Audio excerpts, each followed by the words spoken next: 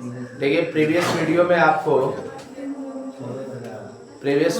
आपको पढ़ाए थे पॉलीहेलोजन कंपाउंड्स के बारे में।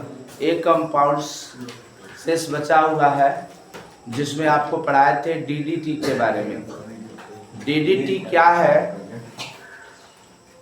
आइए आपको पढ़ाते हैं डीडीटी, जिसका पूरा नाम होता है, एक पैरा से जुड़ा हुआ प्रोडक्ट होता है, तो पीपी 10 लिख सकते हैं। डाइक्लोरो डाइफेनिल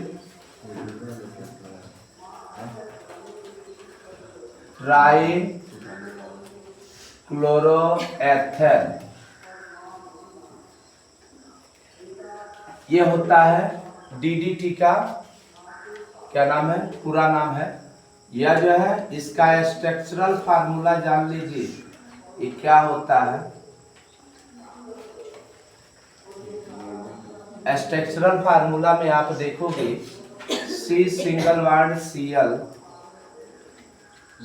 वार्ड सीएल होता है, यहाँ पर CH, यहाँ पर फेनिल समूह से अगर ये जोड़ जाए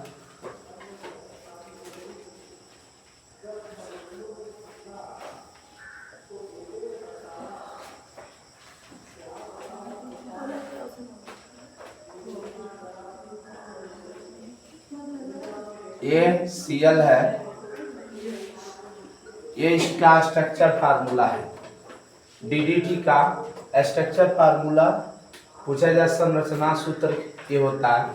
तो इसमें देखिए दो फेनिल ग्रुप से, और देखो पैरा समूह से जुड़ा है 1 नंबर और 4 नंबर से। 1 नंबर इसमें भी देखो 1 और 4 से यहाँ पर भी जुड़ा है, 1 और 4 से जुड़ा है, इसीलिए पैरा लिखा गया। पैरा प्रोडक्ट है। इसका अगर मॉलिक्यूलर फार्मूला लिखा जाए अणु सूत्र, तो क्या होता है, अणु सूत्र क्या लिखेंगे, इसमें टोटल कार्बन की संख्या इसमें 6 है, इसमें 6 है, इसमें 6 है, तो 6 6 12 और 2 कितना होगा 14, तो C14 हो जाएगा। और H गिन लीजिए, यहाँ पर 2 जगह यानी हाइड्रोजन हट गया होगा, पहले नंबर और दूसरे नंबर, तो इसमें भी 4 हाइड्रोजन है, इसमें भी 4 हाइड्रोजन, तो 4 4 8 8 1 9, यानी C14H9 होगा। अब क्लोरीन गिन लीजिए कितना, 1 2 3 4 5, ये हो जाएगा Cl5 आ जाएगा, ठीक है ना जी। तो ये हो जाएगा इसका अणु सूत्र, किसका, डीडीटी का। पूछा जाए डीडीटी का मॉलिक्यूलर फार्मूला क्या होता है, तो C14H9Cl5 होगा, ठीक है ना जी। और इसका पूछा जाए केमिकल नेम, तो केमिकल नेम ऊपर आईपीएसी नाम दिखाई गया है। आईपीएसी नाम क्या होगा इसका आईपीएसी नाम क्या है, 2 बार आया है ये, तो डाइक्लोरो,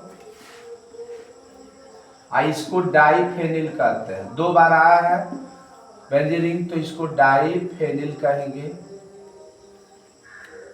उसके बाद 3 बार क्लोरीन समूह आया है, तो ट्राई, Cl को क्लोरो कहोगे।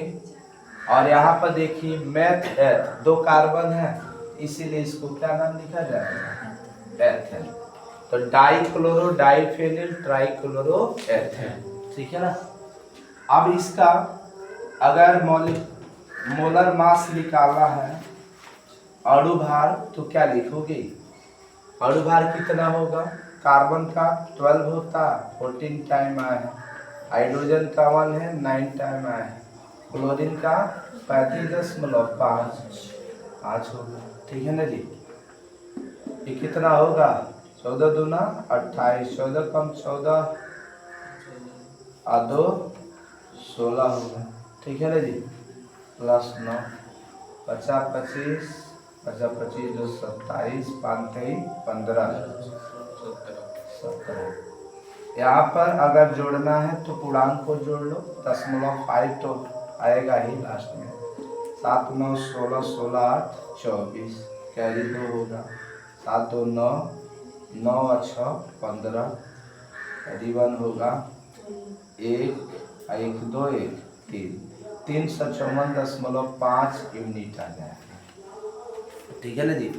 इसके बारे में आपने जाना। इसका प्रोडक्शन मेथड क्या होता है?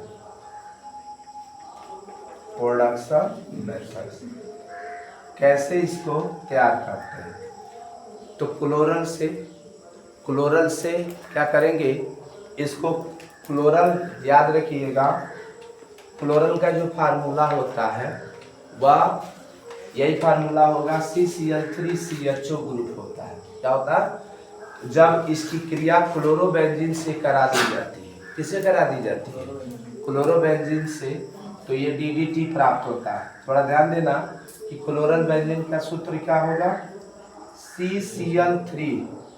CCl3 और यहाँ पर CHO हो जाएगा, CHO। अगर इसकी क्रिया क्लोरोबेंजीन से कराएंगे, तो क्लोरोबेंजीन का एक फार्मूला Cl हो जाएगा, यहाँ पर Cl। तो लेकिन यहाँ पर क्या रहता है? H रहता है। अब प्लस देखिए, यहाँ पर 2 बार डाइफेनिल लेना पड़ता है। तो यहाँ से अगर ये क्रिया करके H देखोगे, H और H मिलेगा तो H2, और वो बाहर निकल जाएगा तो इसके साथ ज्वाइंट हो जाएगा। और किसकी प्रेजेंस में क्रिया करता है? कंसंट्रेट H2SO4, सांद्र सल्फ्यूरिक अम्ल की प्रेजेंस में ये रिएक्शन होता है। तो ये बताइए, तब ये यहाँ इसके साथ कनेक्ट हो जाएगा, तो ये फार्मूला होगा CCl3CH।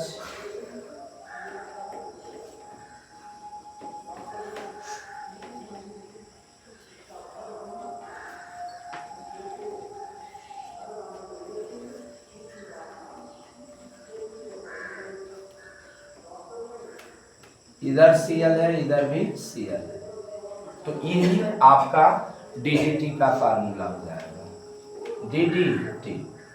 देखिए, DDT पूछा जाए ये किस कलर का होता है, तो ये याद रखे रहना, व्हाइट पाउडर के रूप में होता है, सफेद रंग का चूर्ण होता है।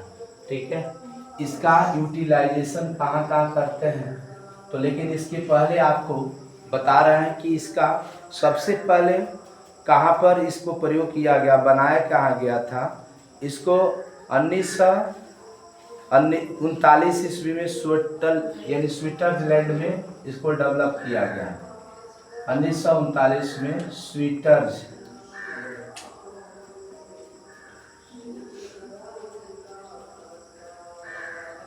दुनिया का ईश्वर काल होता है, विश्व का स्वर्ग स्विट्जरलैंड को कहा जाता है। सबसे सुंदर देशों में से, मेरे स्थानों में से एक माना जाता है। और वहाँ पर गीगी जो होता है, एक संस्थान में इसको क्या किया गया था, गीगी औषधालय में इसको बनाया गया था। ठीक है ना। लेकिन सबसे पहले DDT का प्रयोग जो होता है, मलेरिया फैलाने वाले जो मच्छर होते हैं उनको मारने के लिए, ये आप खटमल होते हैं उसको मारने के लिए इसका यूजेज किया जाता था।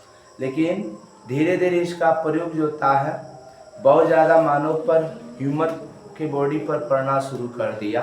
तो इसीलिए 1973 में DDT पर बैन लगा दिया गया, इसके यूज पर क्या कर दिया गया, बैन लगाया गया। DDT का प्रयोग जो था ह्यूमन बॉडी के लिए क्या है, ये डेंजरस है, लेकिन छोटे चुपके से पूरे विश्व इसका प्रयोग करता है। ठीक है ना। इसका यूजेज कहाँ करते हैं, तो याद रखे रहना। अब पूछा जाए किस कलर का होता है, तो क्या बताओगे, तो व्हाइट पाउडर के रूप में होता है, व्हाइट पाउडर के रूप में इसका यूजेज, नहीं एक कलर का होता है, पाउडर चूड़ के रूप में होता है। यूजेज कहाँ कहाँ करते हैं, इसका उपयोग इंसेक्ट को मारने के लिए किया जाता है। ठीक है ना, कीटाणु नाशी के रूप में किया जाता है, कीटाणु नाशी,